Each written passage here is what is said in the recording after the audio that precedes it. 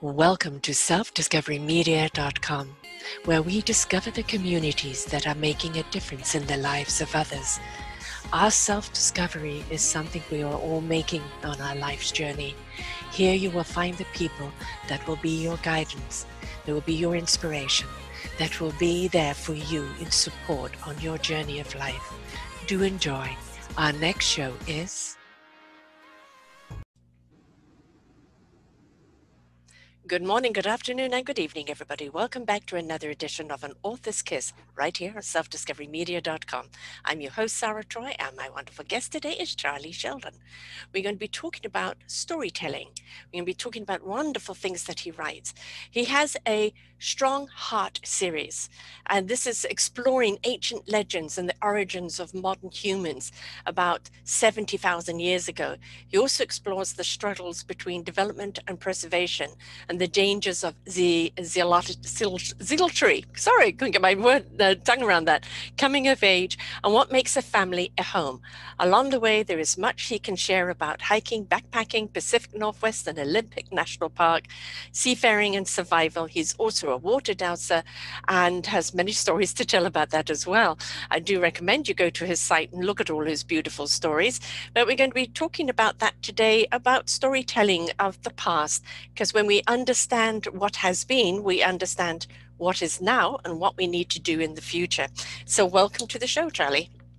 Thanks. It's fun to be here. Thanks very much. Now, I was reading one that you have up on your site and, kind of talking about the homesteads of the past where, people didn't, go very far, and that they lived very much within their realms amongst all the animals, and the kind of had to be very in tune with each other for survival. And we've kind of gone away from that type of thing nowadays, haven't we? We've become very I, me, myself, and not really community. I think that's right. I mean, we've built this incredibly complicated technological community and civilization that's really, I don't think people could have imagined this a couple of hundred years ago. Mm-hmm. And so, everything we evolved to deal with is being stressed now by all these new things that are different. Mm-hmm. So I agree with you. I think, one of my arguments in the books I write, and I didn't start out this way, it came through all the research I did, was the notion that people in the old days, pre-farming, mm-hmm. when we were hunter-gatherers, and that was for many tens of thousands of years. Yeah.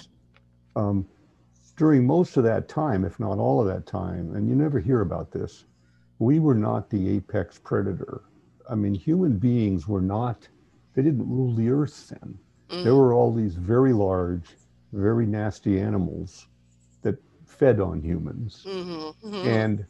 And plus the climate kept changing tremendously because of these ice ages back and forth. And there was floods and volcanoes and all that sort of thing. And so I think that people back then, humans back then, really lived in hideaway places because they had to survive, which means they were more than likely living on little islands right off the coast, like off British Columbia or off Vietnam or China or wherever it would be. And they're feeding on the sea because seafood is pretty easy to find. And I think that many groups and tribes and bands of people were completely wiped out many times by weather or by animals or by the ice from the ice ages. So I think if you grow up in that kind of environment, you tend to be very conscious that you're not the most powerful entity on the earth. You're very humble. Of course, we're still all human, we're greedy and envious and adulterous. We're bad. That's in the nature, right? And I think that quality, by necessity, I think people had to be humble, okay? And I think that's what's been lost today because we're so powerful. We're so adept at manipulating and screwing up and improving the world that we don't think twice about this. And we've lost, I think and if you look at the discourse today, this is not a political discussion, but if you look at the discourse today, it's everybody shouting at each other and they're certain of their belief. And where's the humility? Where's the sense that maybe I don't know all the answers, that maybe others might have the answers. Why don't we listen? So this all came as an output of the 10 years I spent writing this series. It wasn't my intention. It just emerged. And weirdly enough, as I look at TV today or YouTube today or shows today, you don't see many shows where people are revering the elders or talking about humility. And I think we're maybe losing some fundamental truths for moving forward. But then again, what do I know? I'm just telling stories. No, I 100% agree with you. I think there's an awful lot of arrogance and ignorance out there, and it's a danger. Yeah. It's a dangerous combination. Oh yeah. You know, for people who are very arrogant in what they feel they know, they're very ignorant because they're not willing to know anything else. And right. You know, that ego gets in the way, and this is where that anger, you know, the tornado of kind of hate rhetoric comes from. I think so.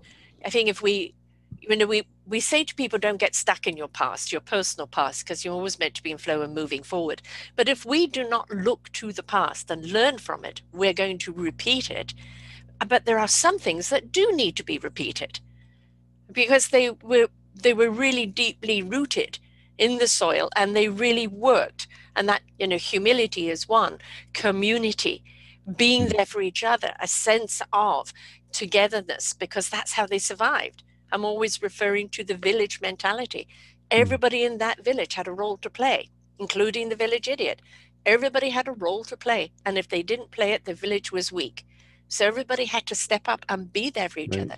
Right. We've lost that village mentality because it is now me, myself, and I don't give a damn about anyone else. And that, I think, is where we're all breaking down. I think there's a lot of truth to that. I think when I started these stories, I mean, there are 3 of them in this. It's a trilogy. I didn't start out writing a trilogy. I just wanted to tell a story, but it became a trilogy, and it does talk about the ancient past, and it talks about this ancient legend that most First Peoples or Native American peoples have, which is that they've always been here. They didn't come over on the land bridge. In fact, if you say to some First Peoples, you know, you came over on the land bridge, i.e., by coming over here 12,000 years ago, you're effectively the most recent people. They take that as an insult, and I think rightfully so. Yes. So all of archaeological and human origin studies really seem to indicate that modern humans arose in Africa and then spread over the world. There's no evidence of humans or pre-humans in the Americas before about 20,000 years ago, and even that's disputed. Yeah. The oldest really documented evidence of humans in North America isn't very far from here. And that's Sequim, Washington, where they found a spear point in a mastodon bone shoulder blade that was dated at 13,800 years ago. It's one of the oldest ever found in this continent. But that doesn't mean to say that humans couldn't have reached here a million years ago. There's just no evidence of it. Right. So part of the whole point, I was taking this idea of this ancient legend and asking the question, could it be true? And if so, how could it be true? And how would you weave that into a story? And that's really what I was trying to do, was to entertain. But along the way, I came to this notion that while we think we know everything, and it becomes heresy to question the current dogma, the truth is science only proceeds by blowing up theories, right? You get a theory the earth is flat, then you finally change it over 5 centuries.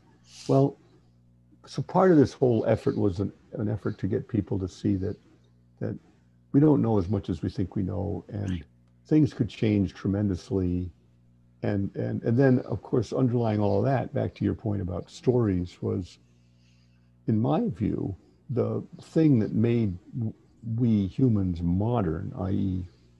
Religion and burial and all that stuff. There's evidence that the human being as an organism was just as strong and just as big-brained long before we behaved modernly, whatever that means. And so what happened that made us change in our behavior. It wasn't a physical change. And my thesis is that it was the ability to tell stories, that I think that two or three versions of earlier subspecies of human, like Neanderthal or Denisovan, they bred together because people like to breed, and and they bred Wasn't much together, choice around either. and I think some of those offspring were different, Mm-hmm. and they were able to tell stories. And a story is a way to teach people, to hold culture, to carry memory, Mm-hmm. and so you can go from generation to generation. And only otherwise, you have to learn everything again and again and again. Right, exactly. So I tried to do a story about how stories made us human, and I tried to write it in a way that would be just like people sitting around a campfire Mm-hmm. telling stories. So they're like stories layered in stories. I had a lot of fun with it. I mean, storytelling has been around since the beginning of time, and Right, and it kind of then transferred to the walls of a cave, or right. and all sorts of other script that eventually kind of came to be, but it's always open to interpretation, and we're inclined to look at old stories from our modern perspective Hmm. instead of trying to get into the mind of really what the story was telling you of how things were then. And I think if we could really see things of how they were then, not only would we step into a lot of gratitude for maybe what we have now, but also understand the evolution that we have taken, but also in some ways how we haven't evolved at all. Right, right. Yeah, I think there's a lot of truth to that. And there's two different, you can make two arguments about the speed of evolution. One argument is, of course, it takes tens of thousands of years. Mhm. So that, a million years ago, our brain was 500 cubic centimeters, and now it's 1,200 cubic centimeters. But there's another bit of evidence that it can actually happen very, very fast. For instance, through diet, people have gotten bigger and stronger. You can Yes. take you can take two different species of a dog, and in 7 generations, a new subspecies breeds true. That's only 7 generations. Mhm. So it's a little of this and a little of that. Yeah. And but if you agree that it's the long-term evolution is the thing, most of the time that we were evolving, and people back 40,000 years ago had stronger skeletons and bigger brains than we do today. And I think that's because they had to know everything in their head. They couldn't export any of that Right. memory like Exactly. they did with cave paintings and then with Yeah. writings and now with the cloud. Yes. So, so the all during that period, there were lots of stresses. There were huge changes. It was probably at times quite easy for living, but other times it must have been very hard. Oh, yeah. And most of our systems are evolved to deal with that kind of environment. And I don't know how that fits in with the Amazon Google culture. It doesn't. I mean, I felt that when we look to the past, there was more honor. There was more respect, especially for the elders, because the elders held the stories. The Right, elders right, had gained the wisdom, and people gathered around the elders to learn that right. wisdom so That's that they right. could use it and pass it on. And today we look at, quote, elders, and as far as the young society is together, press delete because they do not see the worth in us anymore. But as I point out to all the younger ones, your TV, your computer, your cell phone, your cloud, your Amazon, who did it come from? But from people who are older than you through innovation that's being passed down and allowed to grow. It didn't just suddenly manifest. Right. So I think I would love to see more, more looking to the elders in respect of how they've paved the way and the knowledge that they have. And in some cultures, that's still very much so. But in seeing the Western culture, you don't see it very much.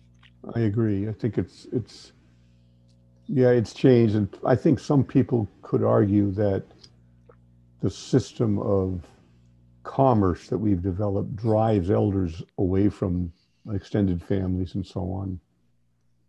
But I don't know. I mean, it's an interesting dilemma. I actually think when I when I try to argue for the need for, to me, humility is equal to wisdom. I mean, if you can, if you're, if you can be humbly, then you're wise, because then you know what you don't know, Right, exactly. right? Yeah. One of the other, say, when I first started, I had a big ambition when I started this series, or I wanted to write about the seven deadly sins, and I wanted to write a like a novella on. I have one story, but have each of the seven chapters be linked around one of the sins. And I realized as I started working on it, it's way too big for me to do. But along the way, I came to thinking there's actually another deadly sin that isn't in the list and should be, and that to me is zealotry, the certainty that you are right. Yeah. That's the most. I think that's the most dangerous behavior of all. The And arrogance. Yes. yeah, and I wanted to write a story that gently poked at that, certitude from zealotry, because I think you go down that one. When you have certainty, you may be right, but you may be a disaster. So Yeah, a zealous attitude. I think also what we're seeing a great deal more today is ego. And, yeah, I do an awful lot of shows on trusting your gut, your intuition, right. channeling the knowledge and, having it go through the heart and compassion and understanding, and the mind will know what it needs to know when it needs to know it. But we've been so conditioned with academics to think all the time. And it's become that the more you know, or the more letters behind your name, the more important you are, which just makes that ego grow. And it just means you're holding a great deal of data in your head, right? But where is the wisdom to know how to use that data, how to use that knowledge? And that comes from a more humble and gut and spiritual place. And a lot of people are still riding on the head knowledge and not incorporating all the other intellects within us. I think there's a lot of truth to that. Of course, I would say that it's all very complicated. I mean, it's a complicated world we live in, and so it's so easy to try to label things and make generalizations about whole groups of people, and they may be right, but they may not be right. And so it's hard to. I mean, as I go around in the communities I deal with, I mean, I see lots of places where older people are revered and people are humble and people are careful and they're doing the best they can. I think one of the problems here is that we may have a skewed vision because of what, as we're all watching now, sort of a national media landscape, and they're going for clicks and viewers, so they want to outrage people. Right. So we're Yes. hearing mostly from the fringes, I think, because they're getting all the airtime. And I think there's a huge mass of people who are just beleaguered and tired and just kind of want to get on with their life. Right, And exactly. no one's Enough is speaking to enough. them. Yeah. Yeah. So I don't know. Maybe there'll be I don't know what's going to happen, but I do know, one thing I do know, and this is from my feeble efforts at promoting my stories, is if you go onto the web and you start doing anything with promotion or learning about promotion, everybody's trying to sell to everybody. Oh, yeah. And it's actually to the point where it's infuriating. In fact, Yes. if It's you turn up saturation. you turn up I did this one day. I looked at my Facebook account, and over half of the items on my news feed were either sponsored or suggested. So that means that half the time that I'm scrolling down there, I'm being pitched by somebody for something. Right. And if everybody's pitching, pretty soon you stop believing anything. You just get suspicious. They're not conversing. They're not interacting. Right? It's just become a huge sales pitch. And, as far as the media, I'm always saying that they take a pimple and make it into a volcanic eruption. Exactly. Because hysteria and fear is a form of control, and you can get them to buy, that thing that's going to protect you against this, and it's all a sales pitch, really. Yeah. So we as consumers have got to decide what we're going to buy. Yeah, that's true. That's true. I mean, it's easy to get caught up in it, but yes, certainly Facebook has become that way. And it used to be a lovely platform where you could interact with people. And now, as you said, 90% of the stream is, if you just happen to click on one thing of interest, next thing you know, the algorithm has got 1,000 things coming at you that kind of or even anything around that. And it is frustrating and annoying. I was also thinking actually that we're oversaturated with too much going on. We're not still enough to have those conversations. Right. Like in the olden times, of course, you wrote in one of your articles there that, people worked hard, but they still had time for play and for around the campfire and for family. And this is where everybody immersed into the conversations, the storytelling and sharing. Where do we make time for that now? We don't. I mean, it's very hard. Part of the attraction to me of going off into the woods, although I like doing that, is you still can't get a good cell phone signal back in the Olympic National Park, which is good. So you're stuck with yourself and the woods and whatever you see and hear. And there's a certain wonderful gift and grace to that. Yes. It's being increasingly intruded on. I mean, they're getting better at sending signals places so that it's getting harder and harder to really go out of sight or drop off the grid truly. No. But there's a lot of people who like to do that and are intrigued with that. And it's easier here's another thing. It's easy. When I wrote these stories, I was very careful because I've had this experience in other stories I've written. Because technology is changing so fast, if you write a story set in the present day, you're going to be technologically dated within 10 years, no matter what you write about. I would say less. Unless you have a vehicle that's a little bit more timeless, which hopefully being at sea in a boat or being up in the wilderness is. Otherwise, maybe your whole premise becomes invalid because they've come up with an invention that takes away that problem.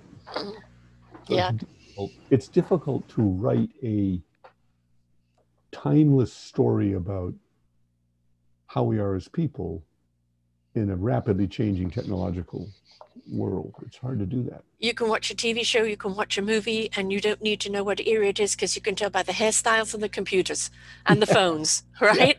Yeah. You know which era it is. And so you immediately are stuck into that because they've got the big brick cell phone, of the computers or the small little screen. And it can be distracting, because now you're stuck in that time and you're not really paying attention to the story. Storytelling is an art, most certainly. And, your book Adrift, part of your series there, it is an art. But what I fear is that people aren't taking time to read the art. It's now you've got 2 seconds to attract somebody's attention. And, I've had people say to me with my shows, oh, no, you should make them only 5 minutes. And I say, I'm not for the 5-minute audience. I'm for the people that really want to peel the onion and look back and look deeper and come out with questions and answers. The conversation still carries on with the people around them.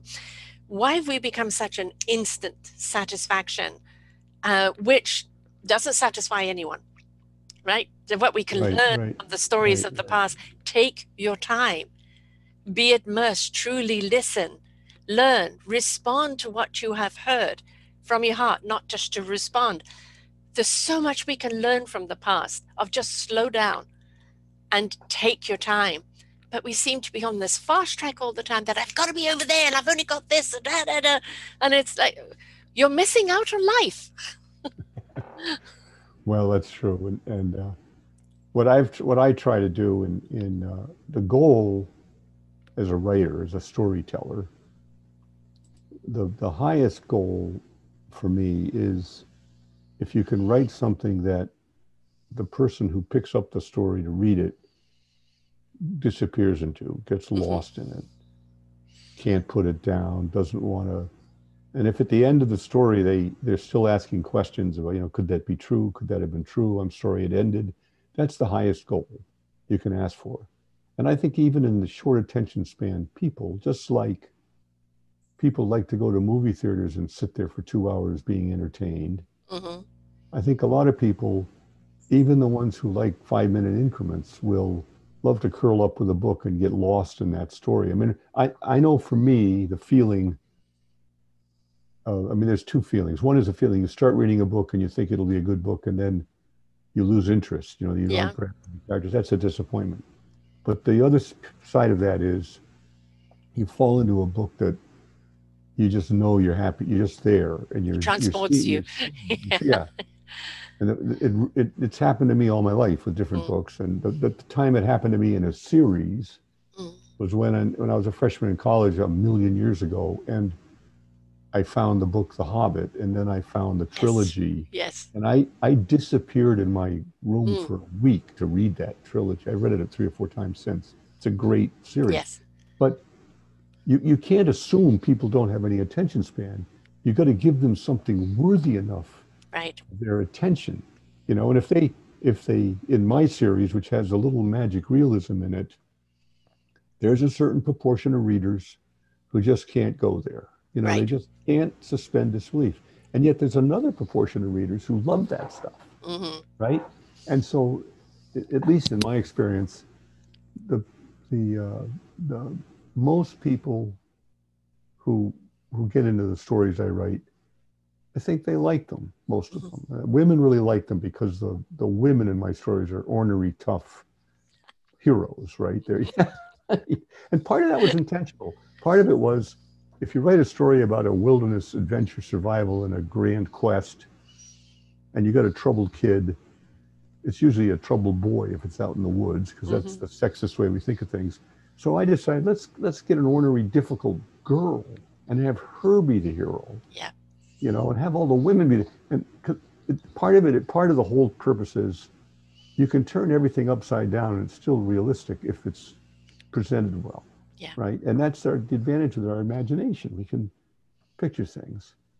I love reading a book that I can identify with one of the characters. And I become the character. I'm seeing what's happening through, you know, their eyes. And I'm one of these people, when I pick up a book, it's leave me alone. I'm not a chapter a night. It's leave me alone, and I'm lost in the book, you know. And I love having that feeling afterwards, even for years afterwards, how the book stays with me. And my brother is an author, so I'm always reading his books. And he's one of these people that he always has an animal in it, you know, and the trouble he's had getting the animal out of trouble sometimes. And he goes, why do I do it? And he writes a lot of youth genre as well, with a lot of kids and adventures. There's always a conspiracy. There's always a murder. There's always a love interest. But he takes you down a journey that you really find yourself in flow of. And, you know, a good book will keep you engaged because of the flow. And, you know, it's so satisfying because I said your imagination is going to perceive it in this way, and it could be very different to what the author way has done it because it's coming from your imagination. But it just opens your mind up so much more, and opens your mind up to what is possible in life too. That's right. That's right. Yeah, the effort to when you write something, the reader will fill in the blanks. I mean, I have a pretty spare writing style in that I try to give hints for what is there, but then have the confidence the reader will fill in the blanks the way they want to, right? So instead of, I try not to over describe something. I try to describe, actually the way I write is I write what I see in my mind. So it's almost like writing a movie, but if I'm writing about the sea and being at sea, which I've done a lot of, yes, I want to ask you I about try that. to do it in a way that is realistic, but also lets someone who's not been at sea picture it in a way that they feel is real, whether it's real or not. Because if they feel it's real, they'll be there, right? And they'll like it. And that's the whole point. I mean, again, the whole point is, I mean, we've been talking about all these grand threads like humility and the value of tradition and so on. But the truth is that a story has to be a story first. It has to engage people. And if you start making it about the points you're going to make, it reads like a Sierra Club pamphlet. No Right. one's going to read it. No, no. Right? Yes. You got to be clever. It's always coming from something you know, right? You know, Right. and another author I had, she was, oh gosh, what do you call it? The artist in the courtroom. Oh, of course. Okay, yeah. And so she eventually went into writing, and the person who was the artist in the courtroom kind of became unwittingly the detective. Right. Sure. So she took what she knew and kind of cases that she had heard and Right, everything else, right, and then right. weaved it. Right. So it was something that was very familiar to her. So she could really address, you know, what really is fact, and then weave in kind of the fantasy. Right. And I think a good story always has a good baseline of actual fact.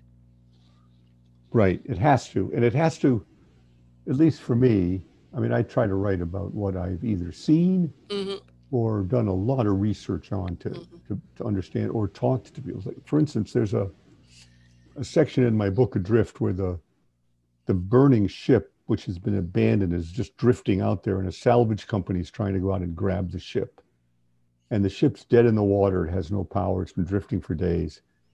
And the tug comes up. I'm writing the story, and I realized, well, I've spent time on fishing boats and on big ships. I've never worked on a tug.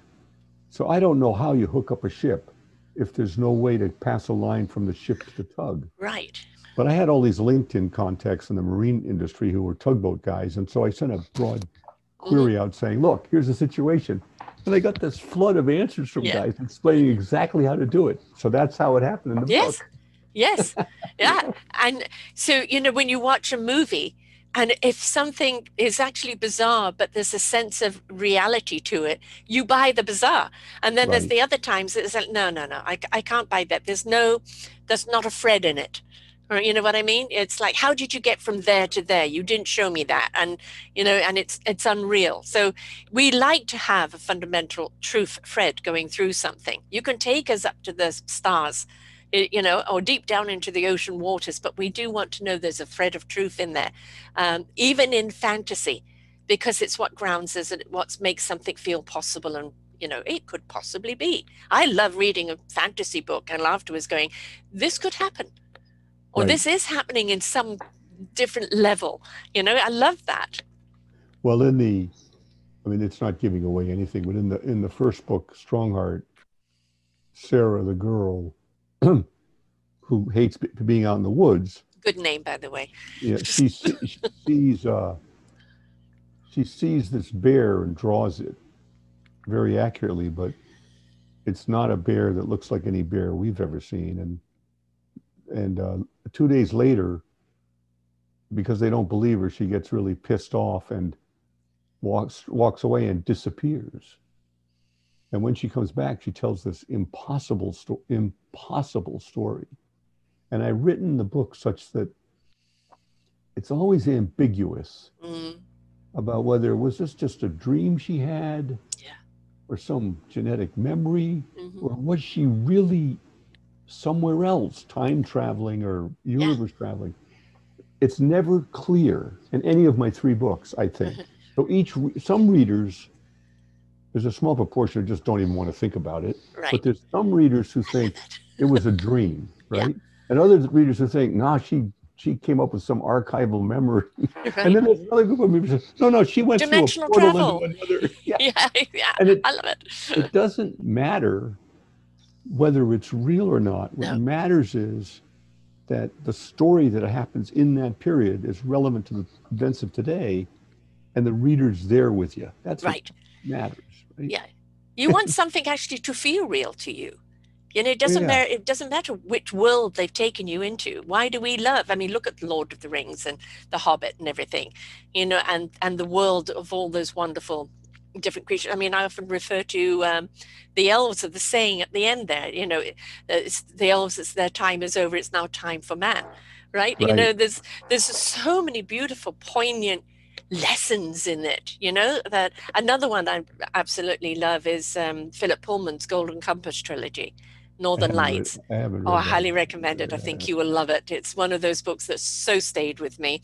And they've actually got a very good series on right now, which is Dark Materials, which they're they're doing, which I highly recommend. But I love things taking me out of realm. But there's always a sense of that there is complete and utter truth in it, right? So that it doesn't matter where you go.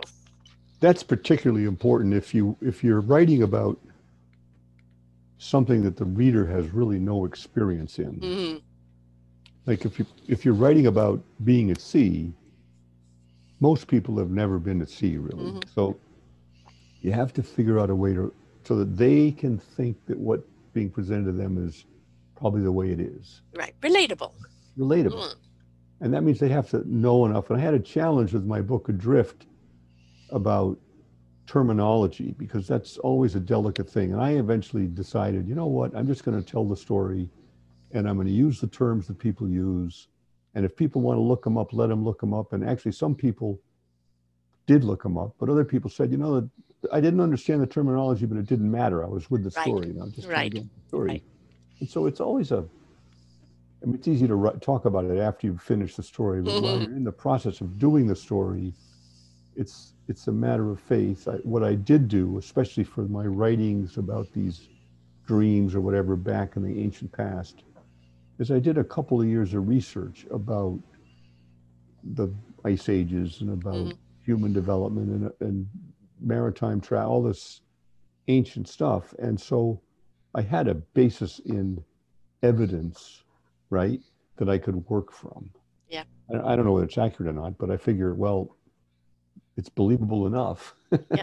Well, unless you time travel or go back and actually see it for yourself, you're going on the basic evidence that's there, which again, I mean, look at how many things now due to technology we look back on and go, okay, that perception of that truth is no longer real, because here are the facts.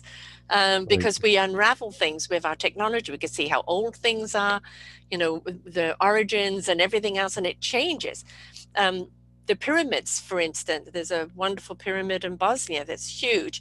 And in discovering what that pyramid is, it wasn't to do with the far as, burial ground. It was built here. There were about 1,000 pyramids around the world, and they were meant to be energy sources to actually energize the planet. And when they discovered this, a wonderful gentleman, Sam, discovered this, has done books on it and a lot on it. Immediately, the science society that have believed in one thing completely kiboshed it because it was against what they had learned. Well, why can't we adapt the knowledge as we go? Here's the evidence, but they refuse to see the evidence, because that's where I think the ego comes in. They don't want to admit, I've been wrong all this time. And it's okay. It's okay to be wrong. There's nothing wrong with being wrong because you're basing it on the information you know at the time. When you know more, you change your opinion. Well, I think it's a little more complicated in that, and it has been for at least 100 years, in that if you make a discovery that changes the paradigm, for example, the people who came up with the thesis in the early years of the 20th century that because there are all these similar type points found in Clovis, New Mexico, that were found all over the Americas at the same time, they came up with this theory that people arrived in the Americas 12,000 years ago and rapidly covered the whole continent, and they left these points. Like rabbits. But that's not true. Right. But for 80 years, people believed it. And of course, what you have then are the community of people who have done research on that theory, receive funding for research for that theory, and have made their names on that theory. They are going to fight to the death. Yes. To keep their position. Yes, exactly. And that's just the way human nature is. Yeah, I know. So all the noble talk about science, it's baloney. If you thought the earth was flat, you're going to burn people who don't think it's flat. Right. And so it's always really, I think, takes time and a lot of blood to change people's, what's they call it, the Overton window, the point at which people suddenly shift from not wanting something to accepting something. I mean, in this country, as recently as 1984, maybe even 1990, most people were against anything to do with gay marriage. Right. And suddenly it shifted and it was okay. Yep. Yes. And that's a hard thing to define, but it takes time, but it happens. But when that happens, all the people who were on the previous paradigm, they're out in the cold. Yeah. Yes. Yeah. So, you I know, mean, in your research and looking back into the past, is there a common thread at all that things that were done then are still things that are done now? That, you know, that we just, as nature, we cannot change altogether? well, this isn't going to be very encouraging, I think, but I actually think that we're the nature of human beings is we're how do I put this? We're pretty nasty to each other, Oh, God. and We're we've disgusting to each other. always been nasty to each Yeah. other, and it's a fantasy to think that people lived with milk and honey and freedom 80,000 years ago. As far as we know, okay, when a group invaded another group's territory, and this is documented in the Americas, and I'm sure it was the case everywhere else, a group or tribe or whatever you call it, they invade another territory because they want Right. the resources. So here's what they do, and this was all over the world that they do this. They'd capture the women because they wanted mothers. Mhm.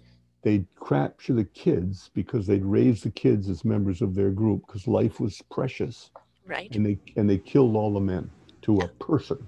And the reason they did that was so those guys wouldn't come back and get them. Right. Okay, so we can talk as much as we want about how different it was back 80,000 years ago, but there's also a lot of evidence of, anyway, the point being that I think the thing that has not changed is human nature. And human nature is hierarchical and acquisitive and jealous and lustful and Greedy. and greedy, but also imaginative and creative and heroic. And our whole effort, it seems this is the whole effort, all this period of time, whether, I don't know what it was like before religion came around, but the whole effort of religion and everything else is finding ways to agree on how we can control all these Right. urges so we don't get into a trouble. Right. And so I'm not a person who believes that there were the good old days when people lived in some kind of nirvana, right? I think it was very tough to live back then, a lot of death. I mean, remember, when I was a kid, my parents, I'm 74, right? So my parents were born in 1912 and 1914. When they were born, there was polio. Yes. There were all these diseases killing people. We didn't have penicillin. Right. We barely Childbirth. started to fly. Childbirth was a disaster. People had big families because half the kids died. Yes. And then we launched into a century of warfare that murdered millions of people. Yeah. And we have the arrogance to think that we've somehow transgressed past all that stuff. I'm sorry. So I guess no one's asked me that question you just asked me, but I think, I'm tempted to think that I think probably what it was like back then was that life was reasonably cheap. People were very protective of it. The big animals killed a lot of people off. Yeah. It was a struggle. There were probably periods, maybe even hundreds of years, when people lived quite well, formed little empires, and they'd be wiped out. Yeah. I think that was the case. And so there's always predators, whether they're human or animal. There's always the predators. And we were not the apex predator until very recently. Now we are. And so so I think it's, again, if I go back to, as a writer, you want to tell stories and you want people to enjoy the stories, right, and then you want to entertain people. There want to be a little bit of a hope in there. But you also want to poke them a little bit. Yeah. Yeah. So if someone puts one of my books down and says, that was a fun story, could some of that be true? Is he making any, Because one of the other threads in my, I guess you could say, in this fiction that probably would come out is, I don't have a lot of patience for zealots on either side, so that, I tend to be, in that sense, conservative and always, there's nobody is totally good and nobody is totally bad. Right. And I make a point in my stories, even there's this evil mining corporation, but it's not completely evil, right? It's trying to do some of the right stuff. It's not totally evil. Right. And partly as a writer, you have to do that because what reader is going to be interested in something Yes. that's totally bad? Yeah. You want to have every character that has meaning have some kind of interest to the reader, or else the reader's not. You can't. Another way to say this is you can't use a character just to move the story along. Right. The character has to have their own story. Each Yes. character has to have their own arc of challenge and recovery and defeat or victory. And then you're interested in what the characters are doing. Right. You're not going to be interested if they're just there to move the story. Right. And if it's all doom and gloom, we can just watch Fox News. You know? Well, that's what go is ahead. our fascination?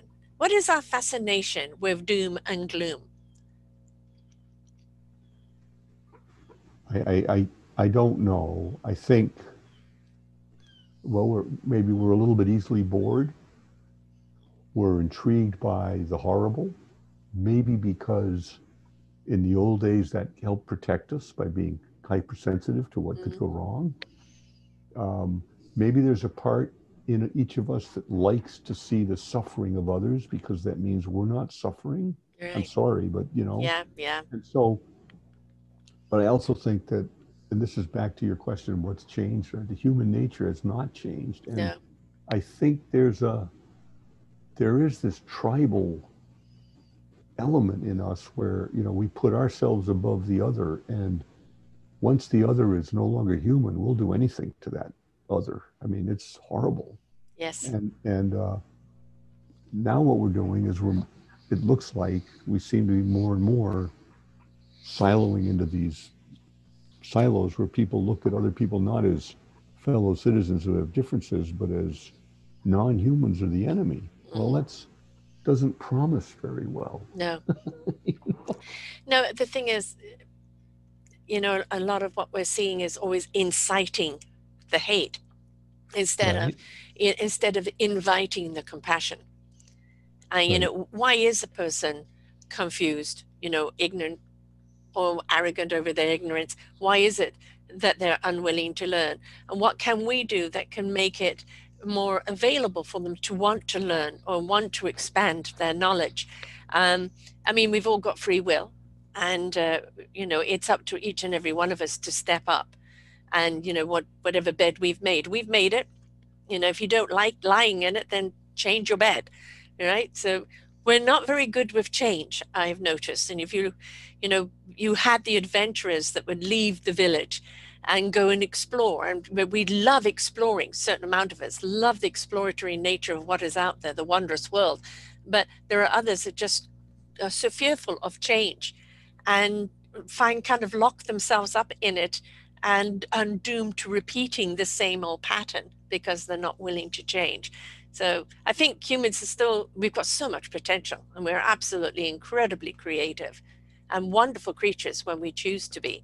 But, having the media the way it is and the shoot stirrers, it breeds a constant discontent. And then some people don't know what to do with the discontent, so they just get angry about it. Well, I think there's another element too that nobody wants to talk about, and that is, at least in this country, I don't know whether this is the case in Canada. I suspect not so much, but the people who are getting all the airtime and raising all the fights and doing all the stuff are the ones who are either on the far right or the far left, generally speaking. They're having a big battle. Mm-hmm. But what's not really being talked about very much, though some try, is the vast mass of people in this country who are barely making it. Yes. Ends meet. Yes. They're too tired to get into these high-fluting arguments about this or that. They just want to find, how secure is my paycheck? Is my kid going to be okay? Am I going to have a job tomorrow? Can I afford the medicine? I think a lot of the rage that's coming is partly people feeling that they're being let down by the institutions that are supposedly there to help Yeah. them, even though they also claim to hate the government. So, Right. but it's complicated. I mean, I live in a neighborhood here in Tacoma that's um, very mixed, very diverse. I mean, all in houses, of course, but it's in the city. It's very diverse, mostly tradespeople, working people of different kind. A couple of retired people like me, but you know, and as far as I can tell, all the people on this street, I met most of them. They're real decent people. They're trying to make a living. They're doing the best they can for their family, and that's what they're about. That's what Right. most people are about. Yeah. And Yeah. but that's just not exciting or dramatic Hmm. or or um, going to get clicks. Mm. You know, I actually find myself. I think what is happening, which is interesting, at least down in this country, is that people are so furious with the media, whether it's the left or the right, that there's a few like YouTube channels now that are out have more population watching them than watching like Yeah. Fox News or NBC Right. because these people. There's one group called Breaking Point. It's a conservative and a liberal. They're young kids, really, but Hmm. one's pretty liberal, one's pretty conservative. But what they do is they're unflinchingly honest about hypocrisy wherever it comes, Hmm. right? And it's so refreshing Yes. to hear them just talk about this. And I think that's where there's a hunger, is kind of a hunger for this Hmm. stuff. And again, I mean, when I started the series, I had no thought of this, but in fact, I think some of the messages in what I wrote that came out, which wasn't intended, support this idea that we need to be maybe a little less dramatic about everything and just Right. try to, you know, find out what the real problems are and do something about it. Well, when you've got the left and the right constantly bickering at each other, it's like parents fighting, and the Right. children are just like, well, where am I at? You know, am I going to get a meal tonight? You know, am I going to have a safe bed? You know, is this going to erupt into a war? And, you know, it leaves everybody else feeling insecure. And what we then have is a population that's growing up feeling insecure. And then as they get older, they're having to deal with this constant insecurity that lies within them that creates all sorts of other problems. So, Well, it used to be, at least when I was a kid and going to college in the 60s, the effort was underway to make college affordable for anybody. mhm, And they were succeeding in that. And it was trying to get more and more people to go to college. And the expectation was, you know, you wanted to get to college, you had to go to college, you had to get a college degree. And it was not that many people, if any, who left college with a big debt on their head. You know, the college was right. cheap, whatever. Yeah. Now, Mm, 50 years later, and my son talking about his kids who are 6 and 3, you know, it's a totally different paradigm. Should we even put money away for college? And that's a right. fair question. Yes. And so, I mean, like you say, the change happens. We aren't aware of change day to day, but it's Yeah. enormous over decades, and you're not even Yes. aware of it.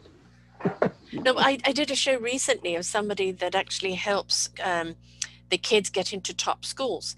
And they Right? said, it doesn't matter if you have the money. It doesn't matter even if it's an A student. They have all these other components. What he does, he takes them from grade 7 and he starts nurturing them ready, because when you're going into college, um, there's so many aspects that they look at. So it's the top 5% that they will take and they forget about everybody else. So, you know, for so many people, the college will never happen for them because they're only taking in so many and they're being groomed for it already. So many more people now are going into learning in different ways, or, you know, becoming the entrepreneurs, or going back to trade learning, which Right? seemed to Right? disappear for a long time and now seems to be coming back in a big way. And it has to, because it, you know, universities just become something out of reach. That's right. Hence the scandal of buying their kid's position, right? Well, So, I think, yeah, yes, and I think too that the whole fact that there's this whole kind of farm league, micromanaged helicopter parent structure to get their kid into an Ivy League school. yeah, And remember, for every one of those kids who gets into that Ivy League school, there's got to be 5 or 10 who don't. Right. Yes. Oh, And they're yes. disappointed and they're Yeah. unhappy. And yet, but remember too, these are all people who have the resources to do this. And you've got Right. to have a lot of resources to do this. I'm Yes. telling you. And that's the old income disparity and so Yeah. on. So, Exactly. uh, And then you see people, of a lower income, a single parent household, and they're innovators and they create something and then look where they go, reach the absolute top. And so it really, a lot of it is, I think, if we could keep our wonder going, yeah, the yeah, yeah. inquisitiveness going, in believing that anything is possible if we're willing to try. And just because that didn't work this way doesn't mean it won't work that way, and we lose hope too quickly. Well, And that's another whole, you talk about what you're really saying there, I think, is, the value of persistence, the mhm, value of the need for failure and just keep going anyway to be resilient, and right, in fact, it's not failure whether if you're you're learning. right, and in fact, whether you get there or not isn't important. It's the Right. process you go through. And yeah, I don't know. Remember too, though, that it's a very, again, in the previously, except for a very small wealthy group, most people were farmers. Hmm. They were working hard. They worked 16-hour days. They had very few, it was a different kind of life. Yes. Now people wake up thinking, grow up thinking they can do anything, which they can't, and then they're going to be disappointed. Yeah.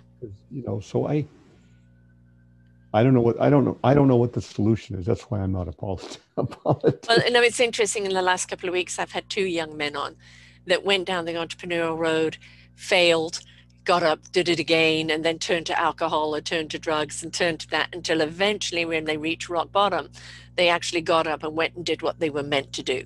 And it wasn't Right? about the driving of the, I've got to be top this, I've got to be top that. And it was just more about who am I, what have I got to contribute, and what am I happy doing? Right. So that is something I think that eludes many people, is just the simple happiness of life.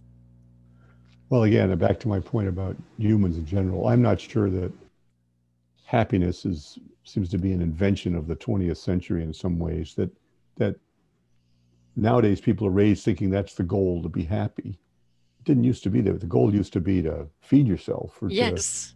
or to raise a Survive the next family, day. survive. Yeah, exactly. Yeah. And so I don't, I don't know if I know the people I know who are happiest are the people who are satisfied with where they are and what they're doing, Yeah. or satisfied in the struggle they're undertaking to change what they're doing. It's not about amount of money or Right. this or that. It's simply about, I'm trying to do this. I'm trying to do it the right way, and I'm very happy because I've been very happy trying to do this series Mhm. of books, even though it's on a daily basis, it's entirely humiliating and frustrating. But overall, it's fun.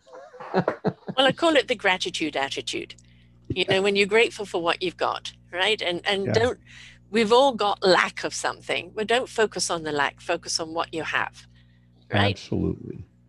Well, I think that it's easier to have that kind of attitude when you're facing calamity and everybody is in the same sorry state. But Yeah. when you have a situation where there's a clear group of really well off people and then everybody else struggling, Yes. it's asking a lot for those people struggling to say, oh, yeah, everything's fine. I'll be there eventually. That's Right. asking a lot. So, Yeah.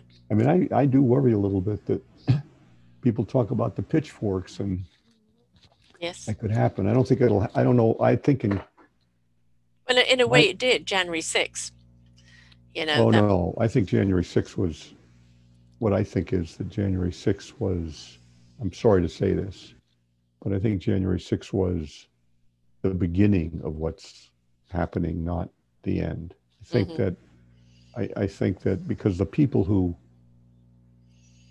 felt robbed, who felt cheated, who felt dissed, they're just as angry now and feel just as robbed now. And so, I mean, it's a little bit scary because there's Yes. so many people. There's so many people now who, when people it's one thing if people have a difference, but they agree with the fundamental structure of the community you're in, right? It's another thing when people suddenly want a very different community, Right. right? And I think there's a risk that some of that may be starting to happen. But the challenge is what happens next. You Right. know, I don't Well, I know. mean, again, look back to history, right? Look back to history because, as you said, you know, a society could be very peaceful for a while, and then along comes somebody else who wants that, right? And there is the challenge, you know, or somebody feels it's not enough, you know, where there's always that swing again to the discontent and the violence because of it. Well, I think someone pointed out that almost every single civilization has failed Mm-hmm. to date, and most of them fail in 250 years or 300 years or something like that. So that's part of human nature too. You build an empire, but it doesn't Yeah. last. Yeah. Yeah. So Especially I don't doesn't know. last if it doesn't serve everyone, when it leaves Exactly. people behind, right? Because the people that are Exactly. left behind are only going to take it for so long before they rise up. Exactly. Exactly. Exactly. And that's what we've got going on right now. So you've written the trilogy. All three Right. books are out. They're all out. The first one, Strongheart, came out in 2017. Adrift came out in 2018, and Totem is now out, but it's being launched formally on the 29th of October. But people can actually order it today from bookstores and Amazon if they want. There's a couple little corrections I'm making in it, but it's a few days away.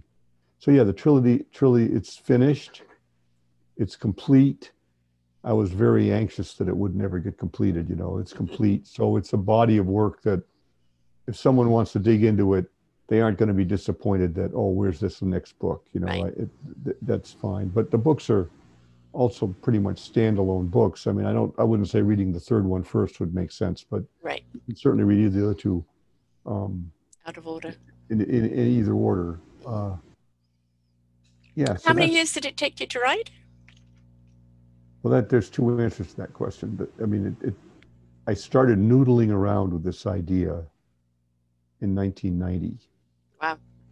and I started, and in 2000, I started thinking about it hard, and then I started doing actual research in 2010. So it's been 11 years. So it's But been true dedication to it. but it's not like dedication. It's more like an addiction or sickness. But the other thing is that in writing, I have a different style of writing. I don't do outlines. I do a lot of research, and then in each of these three books, I wrote the first draft in within 4 months. Mm-hmm. But then it took 3 years to get that first draft cut away and set up and organized so it worked. It takes a long time. You have to let it season and steep Yeah. and the things and stuff. And so Right. in this third one, Totem, took me 5 years to do, and it actually ended up being it's as long as two books. It's a much longer book, but I'm happy with them. It's the best I can do, I guess Right. I could say. And Oh, you stand proud by them. Any more books in the works? Are you taking a break? well, I've been an inconsistent writer because I've had to earn a living too, you know. So Right. Yes, there is it's that thing, like isn't there? I actually started in January before I knew when the third book was going to come out because it got delayed by COVID Right. right. Exactly. And um, I actually have in mind another series set 100 years in the future, Mm. science fiction, and I'm going to take the main character in these three books is this girl Sarah, who's 13 and 14, and in this next series, she's going to be an old woman of 108, Ooh. and her great great grandchildren are going to learn something from her story, and they're going to have an adventure of their own. It's going to involve artifacts and exoplanets and interstellar travel and Wonderful. Well, I love that you're marrying the two together instead of it just being the end of her story. You know, now it's her story now being passed on that ignites I'm trying wonderment in to. others. Yeah. I'm trying, but I also want to play around with some ideas about this.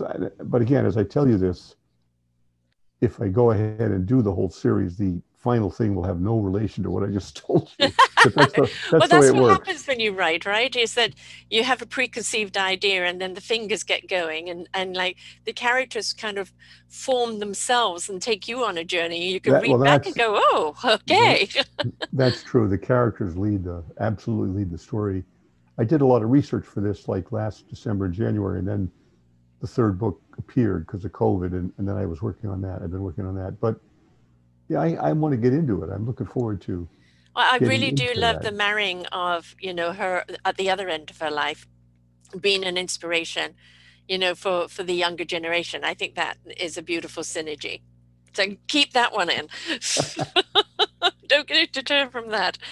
And it also kind of plays into, you know, what we can learn from our elders. And that just because they're old and slower doesn't mean that they haven't got the wisdom or the knowledge that you need right now. Yeah, I just think it's the ability to listen and accept.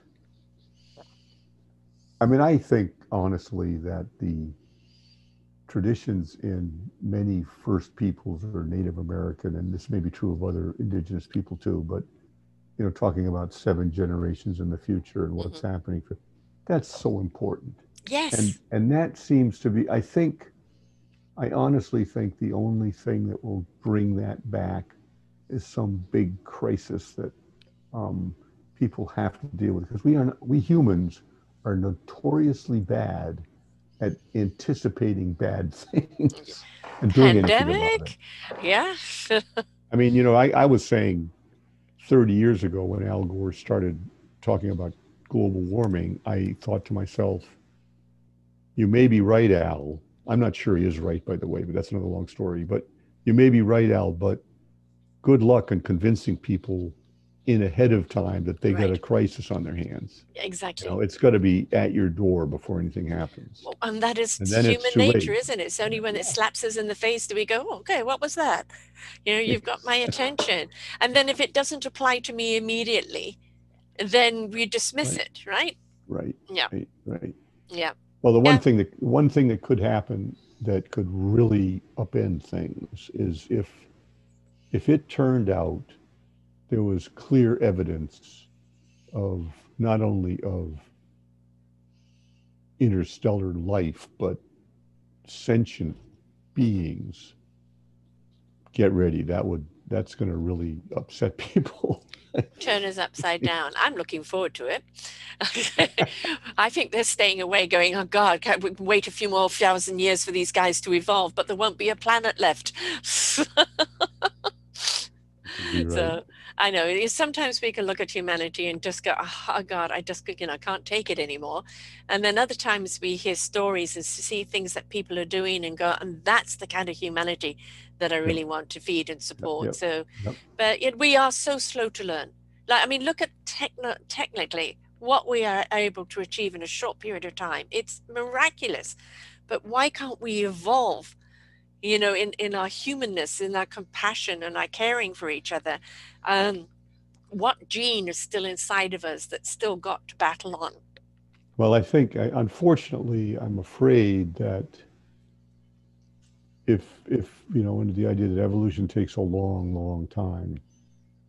And we're slow learners. Yeah, the very thing that helped us survive and prosper during all those years of ice and big animals may not be helping us very much today, because that very thing was, you know, protecting your own, making sure your unit survived, killing the other. I mean, that was, you know, so killing off all the big animals before they ate us, you know, so now we're so good at it, we're killing off everything.